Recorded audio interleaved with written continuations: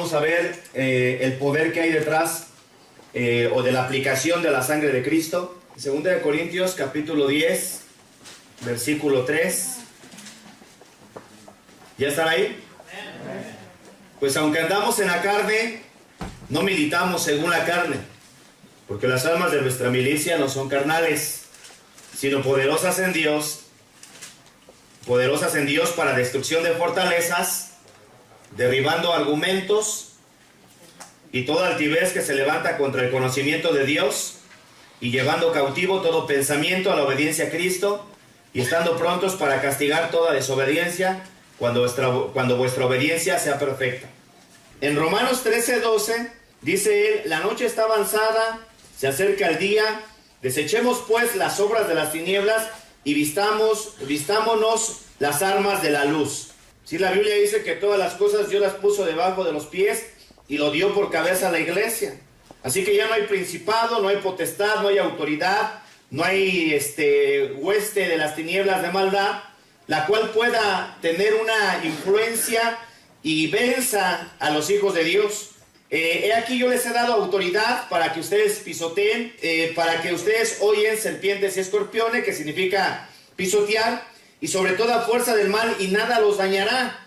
Él fue también el que dijo que ni aun las puertas del infierno prevalecerían contra su iglesia. La iglesia tiene un poder muy, muy tremendo que ha sido dado por medio de nuestro Señor Jesucristo. Entonces, primera de Juan capítulo 2, versículo 13 y 14, dice el apóstol Juan: os he escrito a vosotros, padres, porque conocéis al que es desde el principio. Os he escrito a vosotros, jóvenes. ¿Qué dice ahí adelante, hermano? Porque habéis vencido al maligno. Porque habéis vencido al maligno. Ahora dice, no dice que porque vas a vencer al maligno. Ya está en tiempo presente, habéis vencido al maligno. Y luego dice, os escribo a vosotros, hijitos, sí, porque habéis conocido al Padre. Y luego se dirige hacia los padres. Y dice, los escribo a vosotros, padres, porque habéis conocido al que es desde el principio. Os escribo a vosotros, jóvenes, porque sois fuertes y la palabra de Dios permanece en vosotros, y nuevamente habéis vencido al maligno. Cristo apareció, dice, para destruir las obras del diablo. Amén. Venimos a Cristo nosotros, y inmediatamente Cristo hace nuevas todas las cosas en la vida de nosotros. Segunda de Corintios 5, 17, dice la palabra de Dios: de modo que si estamos en Cristo, nueva criatura somos, ¿verdad? Y las cosas viejas pasaron, y aquí todo es hecho nuevo. Vamos a verlo cómo viene simbolizado el Cordero de Dios desde el Antiguo Testamento, y cómo viene presentándonos la Biblia. Desde un principio nos damos cuenta a través de la Biblia que cuando Adán y Eva pecaron, nuestros padres, allá en el Edén, después de que ellos pecaron, inmediatamente ellos corrieron a tratar de vestirse, sí, con hojas de higuera, y porque se dieron cuenta de que estaban desnudos. Dios viene, los ve después de que les llama, y ya ellos muestran que habían cometido pecado. Dice en el libro de Génesis capítulo 3, 21, Cristo viene entonces, Jehová Dios hizo al hombre y a su mujer túnicas de pieles y los vistió. Entonces, lógicamente, para poder extraer las pieles de un animal, tuvo que haberse efectuado un sacrificio. Ese es el primer sacrificio que la palabra de Dios nos permite ver a nosotros los creyentes. A través de ese sacrificio comienza entonces una forma en la cual Dios, o un método en el cual Dios les enseña ahora al ser humano, por medio del cual van a recibir la justificación o el perdón de sus pecados, sacrificando o entregando al holocausto animales, ¿sí? Inofensivos, animales sin culpa, para que pague por el pecado de aquel pecador. Entonces, una de las cosas que vemos a través del libro de Levítico es que la vida, Dios lo dijo, la vida está en la sangre. Entonces, cuando un pecador pecaba, era reo de muerte. La Biblia dice en Romanos 3:23, dice la palabra de Dios: por cuanto todos pecaron, están destituidos de la gloria de Dios. Y 6:23 dice que la paga del pecado es muerte, mas la dádiva de Dios es vida eterna en Cristo Jesús, Señor nuestro. Entonces la paga del pecado, dice que todos pecamos, la paga de ese pecado era muerte.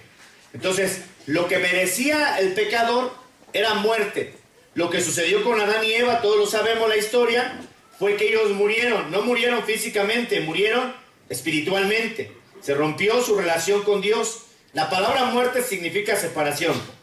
Entonces, cuando ellos pecan, Dios les muestra ahora lo que tenían que hacer de ahí en adelante. Y vemos por medio de la palabra de Dios cómo esto fue algo que Dios les enseñó a Adán y a Eva, ¿sí? Porque ya luego ellos también se lo enseñaron a su hijo Abel y Caín. Y dice la palabra de Dios, cuando ahí es donde se comienza a ver cómo cuando Abel y Caín van y ofrecen su primer sacrificio a Jehová, dice la palabra que Abel buscó dentro de sus ovejas lo más gordo y luego lo ofreció a Jehová. Y Jehová vio con agrado la ofrenda de Abel. Por fe Abel ofreció mejor sacrificio que Caín. Mejor y más excelente sacrificio que Caín, por la fe. Y dice la Biblia que la fe viene por el oír y el oír por la palabra de Dios. Entonces, ellos tuvieron que oír. Esto nos lleva entonces a ver la importancia de la sangre y cómo la sangre de un cordero, en este caso de un animal o de un macho cabrío, iba a cubrir completamente el pecado de aquel pecador, porque aquel animal inofensivo iba a pagar por la culpa de ese pecador. Y era necesario que hubiera muerte y que hubiera derramamiento de sangre para que ese pecador pudiera quedar cubierto de su pecado, porque sin derramamiento de sangre no había perdón de pecados. Entonces forzosamente Dios demandaba que hubiera sangre. Entonces la sangre se viene viendo tipificada desde el Antiguo Testamento para una limpieza del pecado, para poder restaurar nuestra comunión con Dios. Por eso la Biblia dice que Jesucristo, hermano, es el reconciliador del nuevo pacto, porque a través de su propia sangre, Él nos hace cercanos hacia el Padre. Por medio de su sangre, Él viene, paga la culpa de nosotros los pecadores, y entonces nosotros ahora podemos venir delante de Dios en cualquier momento, a través de la sangre de Jesucristo. Entonces, esa es una bendición grandísima que tenemos nosotros los creyentes.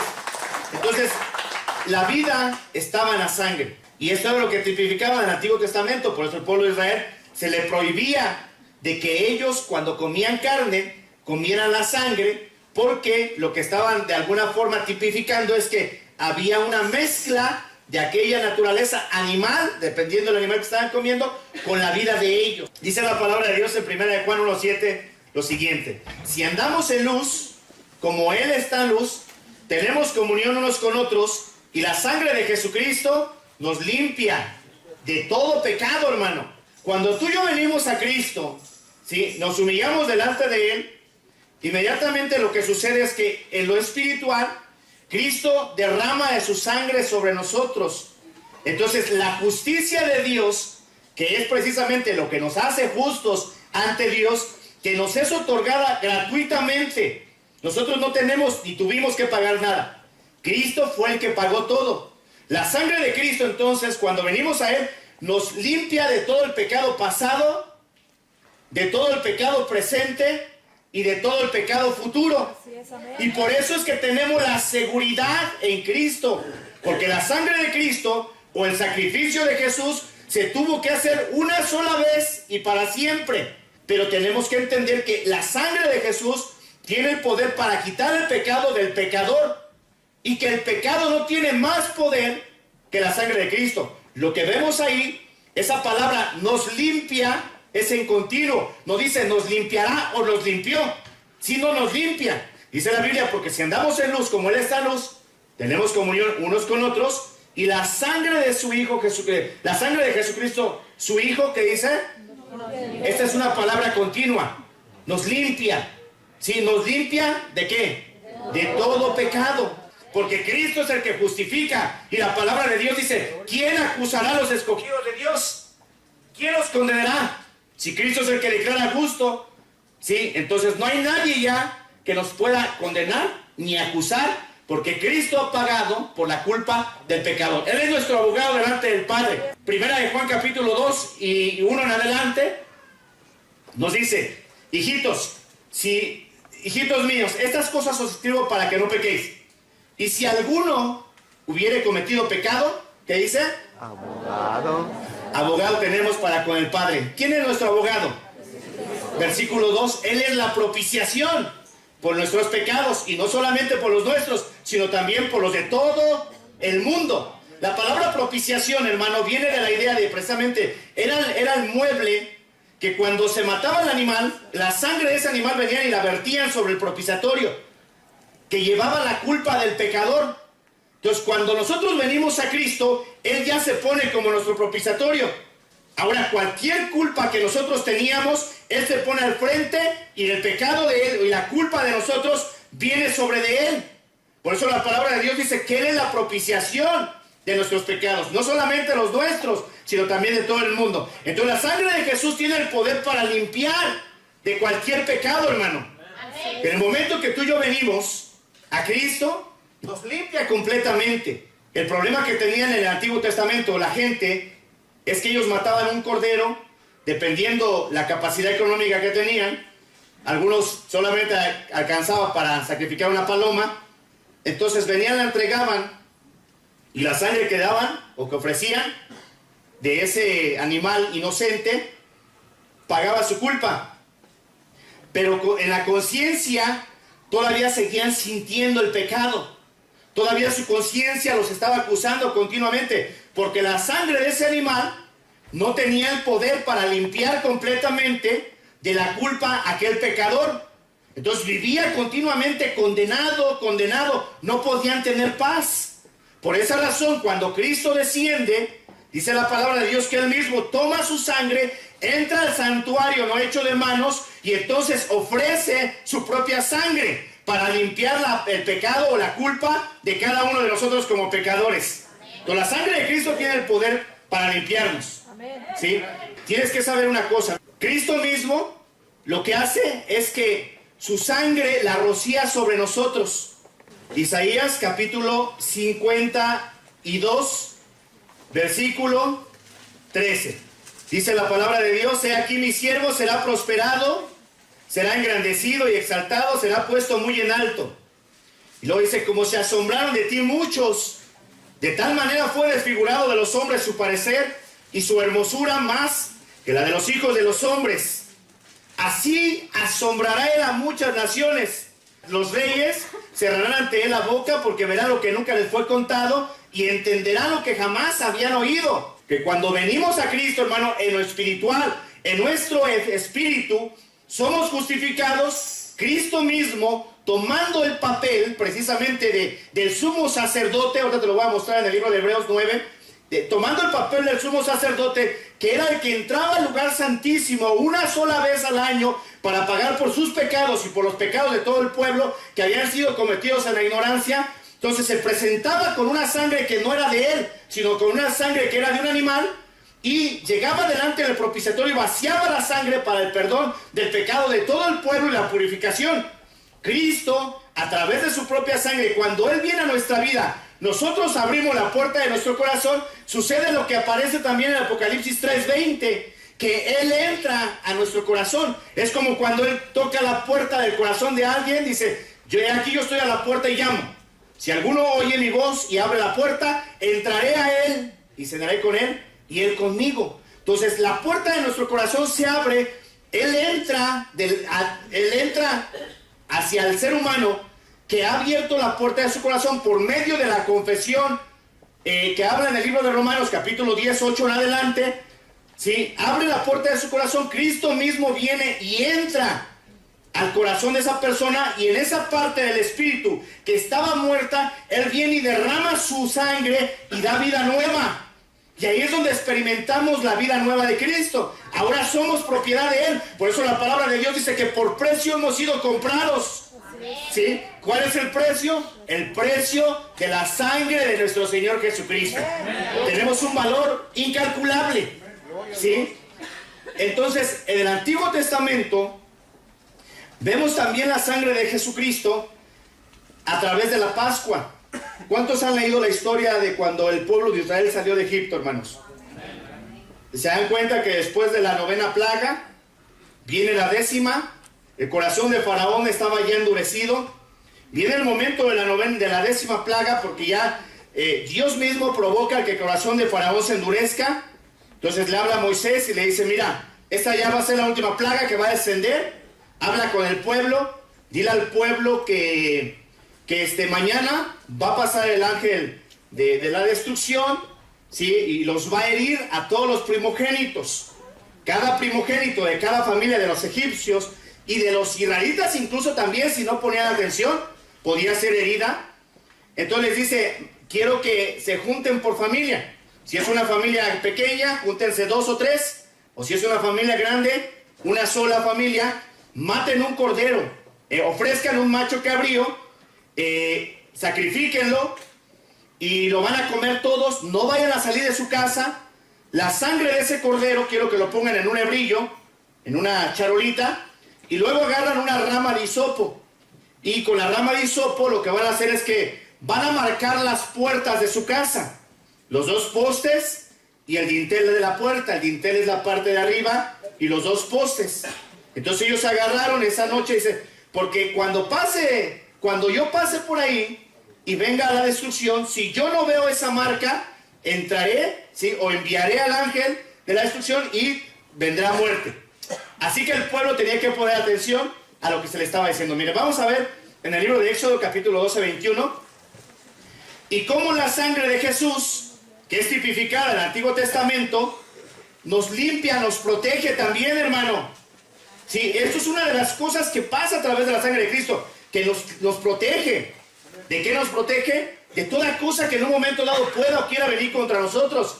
Y tenemos que aprender a recordarle a Satanás, a sus demonios, ¿sí? Que estamos cubiertos con la sangre de Cristo, ¿sí? No necesitamos estarle diciendo, Señor, derrama tu sangre sobre mí, porque ya está. Ya fuimos nosotros rociados con la sangre del Cordero. En el libro de 1 Pedro capítulo 1, versículo 1 y 2 también nos habla sobre eso. Les dice, elegidos según la presencia de Dios Padre en santificación del Espíritu para obedecer y ser rociados con la sangre de Jesucristo, gracia y paz sean multiplicadas. En el libro de Éxodo capítulo 12, versículo 21, fíjate lo que pasó, ¿ok? Moisés convocó a todos los ancianos de Israel y les dijo, sacad y tomaos corderos por vuestras familias y sacrificad la Pascua. Dice, y tomar un manojo de hisopo, mojarlo en la sangre que está en el hebrillo y untar el dintel, que es el poste de arriba, y los dos postes laterales con la sangre que estará en el hebrillo. Y ninguno de vosotros salga de las puertas de su casa hasta la mañana. Porque Jehová pasará hiriendo a los egipcios. Dice, y cuando vea la sangre en el dintel y en los 2 postes, pasará Jehová aquella puerta y no dejará entrar al heridor en vuestras casas para herir.